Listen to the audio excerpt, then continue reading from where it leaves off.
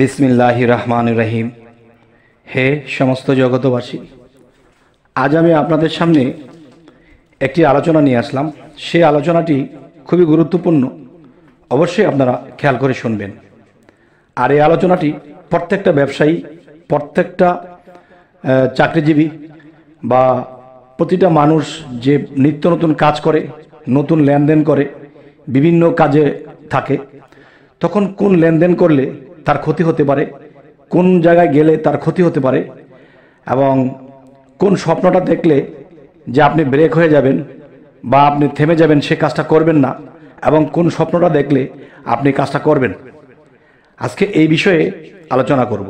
আরেকটা বিষয় হলো, একটা স্বপ্ন নিজের চিন্তা থেকে আসে, এটা ব্যাখ্যা করে নিতে হয়।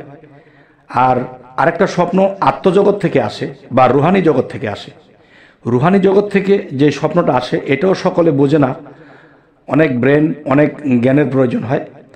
তাই আমি বলবো, আল্লাহ যেন সহজ করে মানুষকে দেখায়, এই জন্য আমি আপনাদেরকে সেই কায়দা কানুনগুলো বলবো ইনশাআল্লাহ।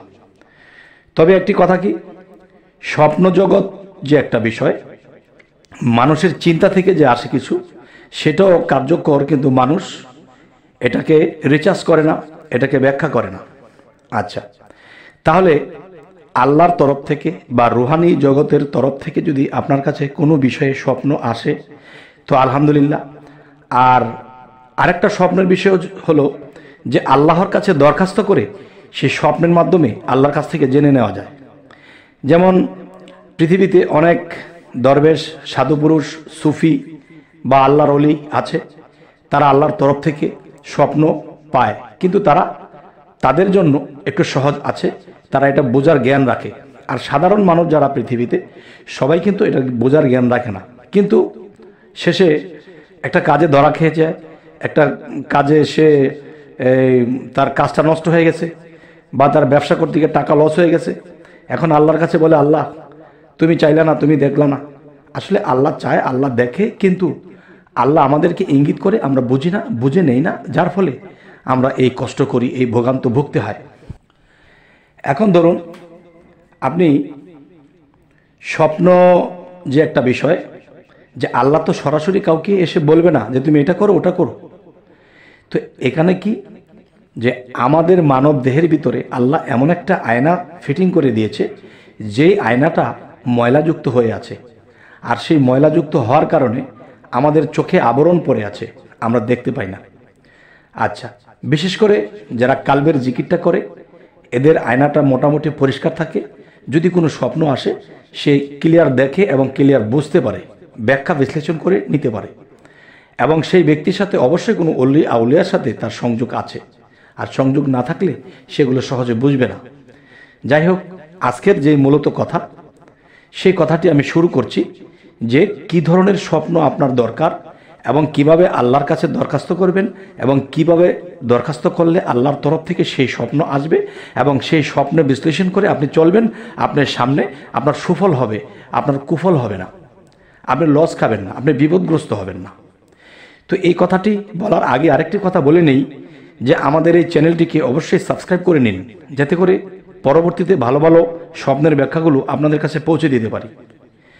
তো আজকের আলোচনার মূল হলো, ধরেন আপনি 5 লক্ষ টাকা এক জায়গায় ইনভেস্ট করবেন, যে একটা ব্যবসা ক্ষেত্রে আপনি দেবেন। এখন যার সাথে আপনি কথা দিয়েছেন, তার সাথে আপনি ব্যবসাটা করবেন। সে আপনার সাথে সুন্দর ভাষা দিয়ে, সুন্দর ভালোবাসা দিয়ে, সুন্দর ব্যবহার দিয়ে, বিশ্বাস ভক্তির সাথে সে আপনার সাথে চলতেছে, কথা বলতেছে, সে নিজে ব্যবসা করতেছে। এখন তার সব কিছু দেখে আপনার প্রমাণ হয়েছে, আপনার মধ্যে আপনার ভালো লেগেছে, বিশ্বাস হয়েছে। এখন সেই লোকটার কাছে আপনি টাকা জমা দেবেন এবং তার সাথে মিলে আপনি ব্যবসা করবেন। এখন এই 5 লক্ষ টাকা আপনিও ধার দেনা করেছেন, বা আপনি কিছু বিক্রি করেছেন, বা আপনি জমানো অনেক কষ্টের টাকা আপনি তার কাছে নিয়ে দিলেন। দেওয়ার পরে দেখা যায় 2 দিন পরে আর লোকটাকে পাওয়া যাচ্ছে না, তার ব্যবসাও নেই, সেও নেই। হায় হায়, এ কি হলো? এই যে ঘটনাটি ঘটলো, এটা ঘটার আগে, এই টাকাটা ঘটানোর আগে, মানে ওই ব্যক্তিকে এই টাকাগুলো ইনভেস্ট করার আগে আপনার কি করা উচিত ছিল? যেমন সূরা ফাতিহা 3 বার, এবং সূরা ইখলাস 3 বার, এবং সূরা ফালাক একবার, নাস একবার পড়ে নিজের বুকে ফুঁ দিতেন। এবং আল্লাহর রহমতের যে একটা ডাক আছে রাত্রে, ইয়া রহমানু, এই নামের জিকিরটা করে আপনি যখন ডান কাতে ঘুমিয়ে থাকতেন এবং জিকির করতে করতে আল্লাহর রহমত প্রাপ্ত হইবার জন্য এবং মোনাজাত করে শুয়েছেন যে আল্লাহ, তোমার এই দুরূদ পাঠ করেছি, তোমার এই সূরাগুলো পাঠ করেছি, তোমাকে স্মরণ করেছি, হে আল্লাহ, আমি যে কালকে এই টাকাটা ইনভেস্ট করতে যাব, সেখানে গেলে এবং টাকাটা দিলে যদি আমার দুনিয়া ও আখেরাতের মঙ্গল হয়, তাহলে আমাকে তুমি এরকম নিদর্শন দেখাও। আর যদি মনে করো যে না, এটা বিপদগ্রস্ত হবে, এটা করতে গেলে সমস্যা হবে বা আমি টাকা মার খেয়ে যাব, তখন আমাকে এরকম কিছু বোঝানো হোক। তখন কি হলো, আপনি ঠিক সূরা ফাতিহা 3 বার এবং সূরা ইখলাস 3 বার, ফালাক একবার, নাস একবার পরে নিজের বুকে ফুঁ দিয়ে আপনি কিছুক্ষণ দুরূদ পাঠ করে এরপরে ইয়া রহমানু, ইয়া রহমানু নামটি আপনি জিকির করতে করতে ঘুমিয়ে পড়েছেন। তখন আল্লাহর কাছে যে আপনি নালিশটা দিয়েছেন যে হে আল্লাহ, আমি কালকে যে যাব, আমাকে এমন কিছু বোঝাও, তখন দেখেন যে আল্লাহ অবশ্যই আপনাকে কিছু বুঝাবে। এখন বোঝাতে গেলে তখন যেই বুঝটা আপনাকে দেখিয়ে দিয়েছে, শুনিয়ে দিয়েছে স্বপ্নের মাধ্যমে, এখন সেটা দেখছেন ঠিকই, আল্লাহ আপনাকে দেখাইছে ঠিকই, এখন আপনি সেটা বুঝেন নাই, তো না বুঝলে দেখলে কি হবে? আচ্ছা, তাহলে আপনি কালকে যে এই টাকাটা জমা দেবেন, এখন আল্লাহর কাছে যে আরাধনা প্রার্থনা করে যে আপনি ঘুমাইছেন, এখন দেখলেন কি? দেখতেন সব উল্টাপাল্টা। দেখেছেন যে কিছু লোকজন আপনার কাছে এসেছে, তারা আপনার প্রশংসা গাইতেছে এবং আপনাকে সেবা আপ্যায়ন করতেছে এবং আপনাকে খুব মূল্যায়ন করতেছে এবং আপনাকে এটা দেখাইতেছে, সেটা দেখাইতেছে, বলতেছে এটা আপনার, আর এটাও ভবিষ্যতে আপনি এটা পেয়ে যাবেন, এই সম্পদটা আপনার, মানে বিভিন্ন কিছু এরকম দেখতেছেন। এ হলো এক সাবজেক্ট। আবার এরকমও দেখতে পারেন যে আপনি একটা জায়গায় অবস্থান করেছেন, আপনি দেখতেছেন যে আপনি খুব একজন মানুষ, খুব নামি দামি মানুষ, এবং আপনি কিছু করলে এটা হচ্ছে, আপনার কাছে জিজ্ঞাসা করে মানুষ একটা কাজ করতেছে, বা আপনি কাউকে উপহার করছেন, কেউ আপনাকে উপহার করছে, ভালো একটা সম্মানী বিষয় এবং ভালো ভালো কিছু বিষয়ে মনে হলো। তখন আপনি কি মনে করবেন? ঘুম থেকে উঠে তখন ভাববেন, আমি যেহেতু স্বপ্নযোগে সম্মানী এবং স্বপ্নযোগে আমি এটা সেটা করেছি, সব কিছু ঠিকঠাক মতোই ভালোই লেগেছে, তখনই বুঝতে হবে যে আপনি টাকাটা জমা দেবেন না, সমস্যা আছে। আপনি সমস্যায় পড়ে যাবেন, টাকাটা মার খেয়ে যেতে পারেন, আপনি ফতুর হয়ে যেতে পারেন।